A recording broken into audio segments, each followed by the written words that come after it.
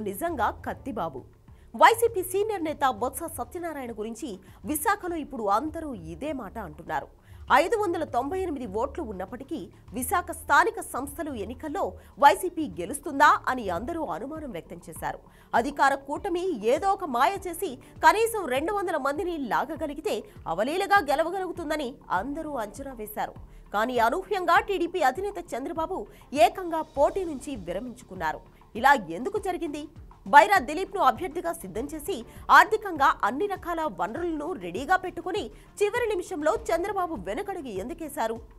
ముందు చూపుతోనే ఆయన వెనక్కి తగ్గారా, లేకపోతే ఇంకేమైనా జరిగిందా అనే అనుమానం చాలా మందిలో ఉంది. దీనికి సంబంధించి డైల్ న్యూస్ దగ్గర ఎక్స్క్లూజివ్ ఇన్సైడ్ ఇన్ఫో ఉంది.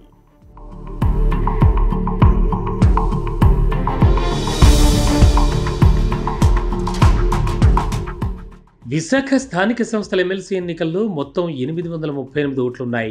వైసీపీకి 598 ఓట్లున్నాయి. టీడీపీ కూటమికి 240 ఓట్లున్నాయి. నిజాయితీగా ఎన్నిక జరిగితే వైసీపీ పక్కాగా ఎమ్మెల్సీ గెలుస్తుంది. అందుకే ఆ ధైర్యంతోనే జగన్ బొత్స సత్యనారాయణ అభ్యర్థిగా నిలబెట్టారు.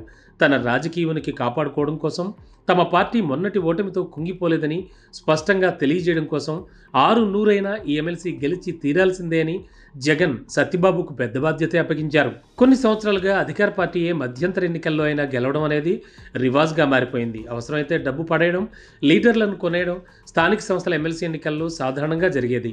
టీడీపీ అధ్యక్షుడు నారా చంద్రబాబు నాయుడు కూడా స్థానిక సంస్థల ఎమ్మెల్సీని కొట్టాల్సిందే అని మొదట అనుకున్నారు. కానీ ఆయనకు తెలియకుండానే తెర వెనుక చాలా జరిగిపోయాయి.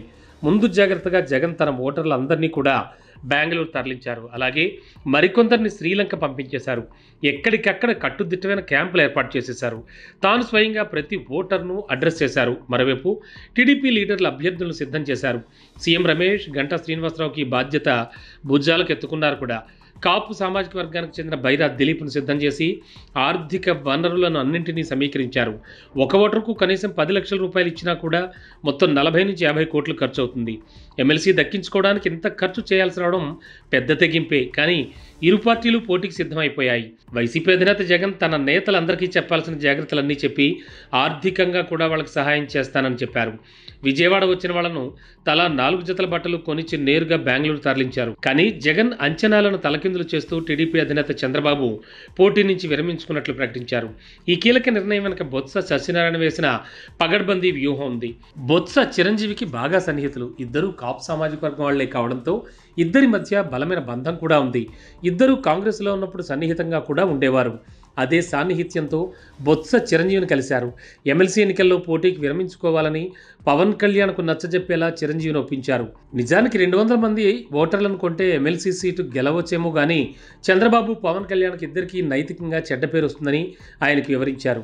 జనం కూటమికి 164 సీట్ల సూపర్ మ్యాండేట్ ఇచ్చిన తర్వాత ఈ ఒక్క ఎమ్మెల్సీ కోసం కక్కుర్తిపడితే పవన్ కళ్యాణ్ పరువే పోతుందని, ఇమేజ్ కూడా దెబ్బతింటుందని చిరంజీవికి వివరించారట. ఇక ఇదే కాదు, జగన్ ఎమ్మెల్సీ సీట్లలో ఓడిపోతే కనుక చంద్రబాబును రాజకీయంగా అల్లాడిస్తారని, వీధి వీధిలో చంద్రబాబు చేసిన దారుణాన్ని వివరిస్తారని, 10 ఏళ్ల నాటి ఓటుకు నోటు కేసు గురించి కూడా మళ్ళీ గుర్తు చేస్తారని, ఓటర్లను కొనడం వల్ల నష్టమే తప్ప లాభం లేదని బొత్స చిరంజీవికి వివరించారట. ఎమ్మెల్సీ ఎన్నిక విషయంలో పవన్ కళ్యాణ్కు నచ్చజెప్పాలని కూడా కోరారట. చిరంజీవి పవన్ కళ్యాణ్కు ఇదే విషయాన్ని స్పష్టం చేశారు. విలువలతో కూడిన రాజకీయం చేస్తే గౌరవంగా ఉంటుందని, తమది కాని ఎమ్మెల్సీ సీటు కోసం ఎందుకు డబ్బులతో రాజకీయం చేసి అభాసుపాలు అవ్వాలని చిరంజీవి చెప్పారట.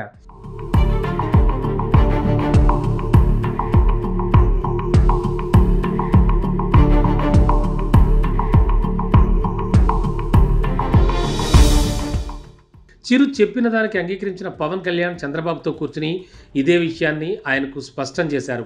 ఎమ్మెల్సీ సీటు కోసం 200 మంది ఓటర్లను కోట్లు పోసి కొనడం వల్ల ఏం ఉపయోగం అని పవన్ కళ్యాణ్ చంద్రబాబుకు చెప్పారంట. మొదట అభ్యర్థిని పెట్టాలి అనుకున్న చంద్రబాబు ఆలోచనలో పడ్డారు. 164 సీట్ల చారిత్రక గెలుపు తర్వాత ఒక కక్కుర్తి పని చేసి ఎమ్మెల్సీ సీటు తెచ్చుకోవాల్సిన అవసరం ఉందా?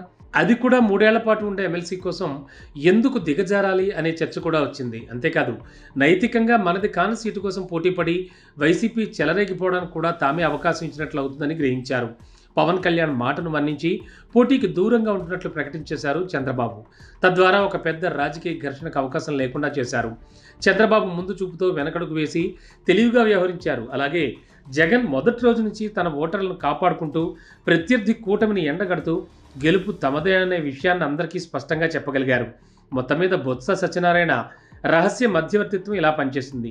ఎటువంటి విభేదాలు లేకుండా విశాఖ స్థానిక సంస్థల ఎమ్మెల్సీ పదవి సత్యబాబునే వరించింది. బొత్స లాంటి సీనియర్ నాయకులు పార్టీకి ఉంటే దానివల్ల ఎంత అడ్వాంటేజ్ అనేది జగన్ లాంటి వాళ్ళకు కూడా తెలిసొచ్చింది. ఏపీ కౌన్సిల్లో ఎక్కువ మంది బలం ఉండడం వల్ల బొత్సకు ప్రతిపక్ష నేత హోదా దక్కబోతోంది. బొత్సకి కేబినెట్ మంత్రికి ఇచ్చే అన్ని సౌకర్యాలు లభిస్తాయి. ఇది కదా అదృష్టం అంటే. ఓడిపోయిన 2 నెలల్లో తిరిగి ఎమ్మెల్సీ కావడం, ప్రతిపక్ష నేత హోదా దక్కించుకోవడం గొప్ప విషయం. జగన్కి దక్కని ప్రతిపక్ష నేత హోదా అనూహ్యంగా బొత్సకు దక్కబోతోంది. ఈ ఓవరాల్ ఎపిసోడ్లో మౌన మునిగా తెర వెనకే మిగిలిపోయారు చిరంజీవి.